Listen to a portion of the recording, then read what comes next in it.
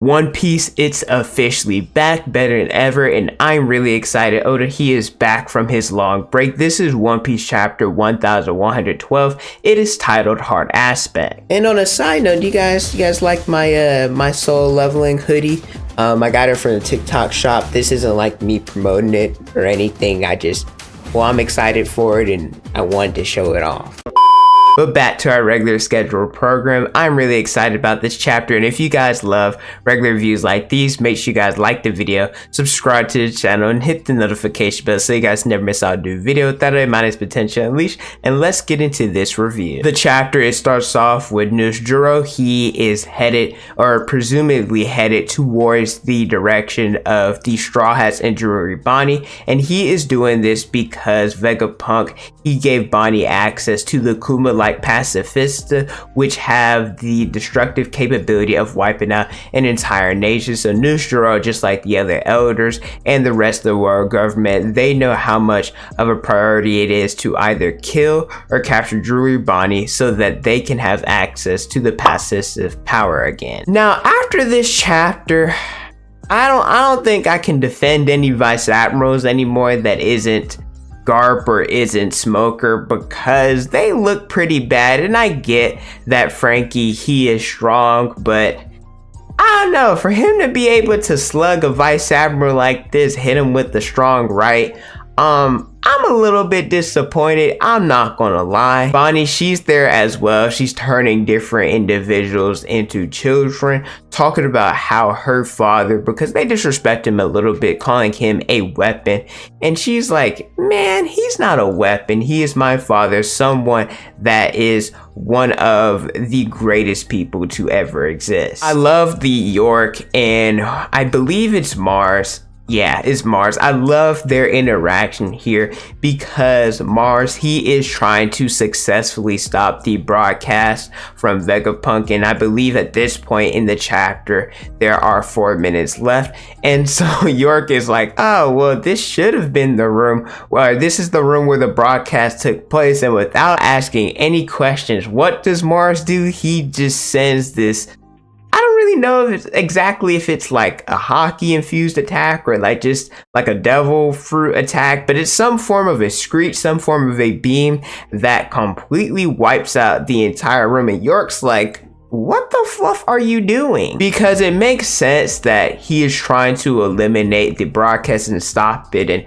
well, blowing up something, I think that would do the trick. But at the same time, York's like, well, the transponder snail that we recently developed, it's not here. And if you want to blow up this place, if you blow up the entire Egghead, number one, it gets rid of the punk records, but number two, there's so much stuff that she listed talking about the power station, and there's a bunch of gas everywhere. She's like, you could destroy the entire island. And I guess for the Gorosei, it wouldn't really matter because they're immortal, but still, if you want to preserve the punk records, get York out of there, you probably shouldn't just go and blast everything in sight. Now, she did drop a line that I didn't really understand. I'm probably going to have to talk to some people to really think about it. But York mentioned that we're going to stop this and we're not going to rack up any more sins because their relationship is already troubled enough. I don't know if she is mentioning like her relationship to the Gorosei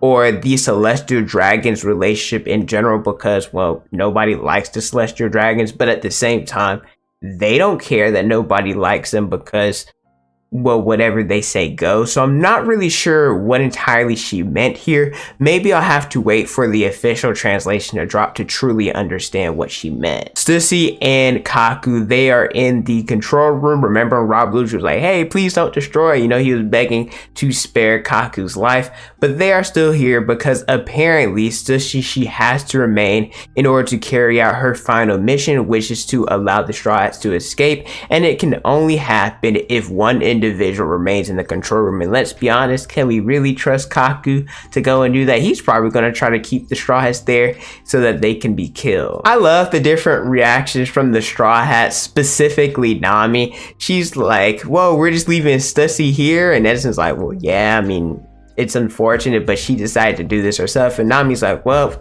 that sucks, but But we got to get up out of here. So I'm on here for Robin talks about how they're going to escape. What's the new move now that Vega Force 1 has been destroyed? And Edison, I love like how blunt some of the Vegapunks are, because Edison's like, well, now that Vega Force 1 isn't here, there's a 100% chance that this is gonna fail and the Sunny is not going to escape. And everybody's like, okay, that's a problem. We're waiting on the rest of the crew, including Sanji, Jinbei.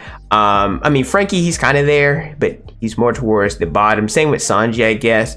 Also Zoro and Luffy, but they mentioned that the coup de burst is ready and they can leave whenever they want. And this is when Edison, he jumps off and he heads towards the barrier, where he says that he is going to allow the Straw Hats to escape by diving in. And he says that it's like a 78% chance of projected damage, and he's going to keep going and keep doing this and allowing these Straw Hats to build a path so that these Straw Hats can escape. Jupeter is back, same with Warcury and Saturn, and well, everybody that the giants Dory and Broggy as well as Luffy that they were fighting. But Jupeter, he ends up sucking up just gasping in air and trying to prevent them from leaving. And even big individuals like Dory and Broggy, they are struggling to try to leave because of how much area he can suck. And man, the more that I keep saying that, the weirder it gets. But Luffy, he then decides to throw part of a building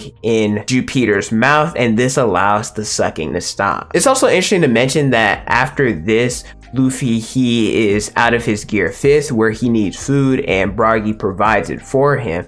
But then it's not enough to get him back into gear 5th, and then when Warcury is back, he hits him with a gear 3rd Red Rock attack. I think this is interesting because so many people, and I think I already made a video about it, but I'll probably make another one, talk about how broken Luffy is and gear 5th, all this, all that, which is true, but you can't stay in that form long. So without assistance from others, he's not at the point where he can fight against top tiers like that without coming out unscathed. Also do want to mention that Luffy, his hand, it appeared to have flames around it after punching Warcury.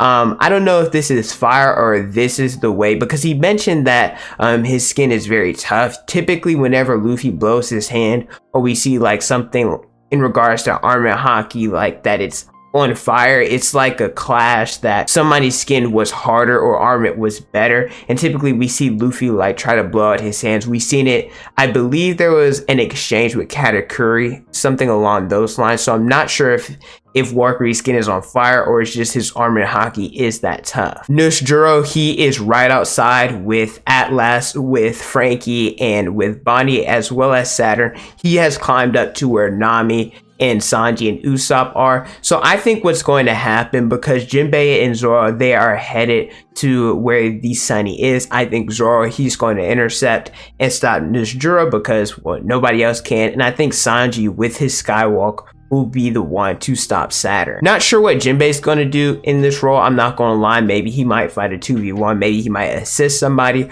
or maybe he'll be the one to protect the weaker members of the crew. Maybe protect Bonney, maybe protect Kuma.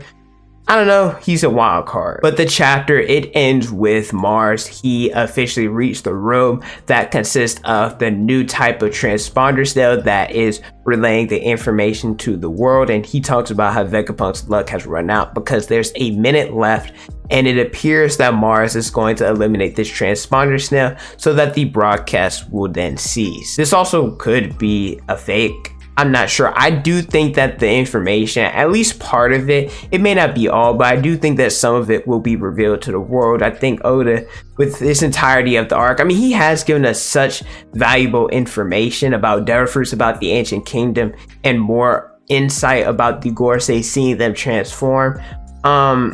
So I wouldn't necessarily be mad if we didn't get this information, but with all the hype that's been around it, I do think that we're at least gonna get a little bit. Overall, I thought it was a decent chapter. I do think that there was different leakers. I don't read leaks, but I do see before like the spoilers, I was able to mute it. I did see people talk about how good this chapter was, and there was a lot of hype around it. I'm not necessarily in agreement with how much hype was produced about it or around it, but I still thought it was a decent chapter. Thank you guys so much for watching. Don't forget to like, comment, and subscribe. Hit the notification bell so you guys never miss out on a new video. Follow me on Instagram, Twitter, and TikTok is on the screen and in the description below. Thank you guys so much for watching, and don't forget to unleash your potential.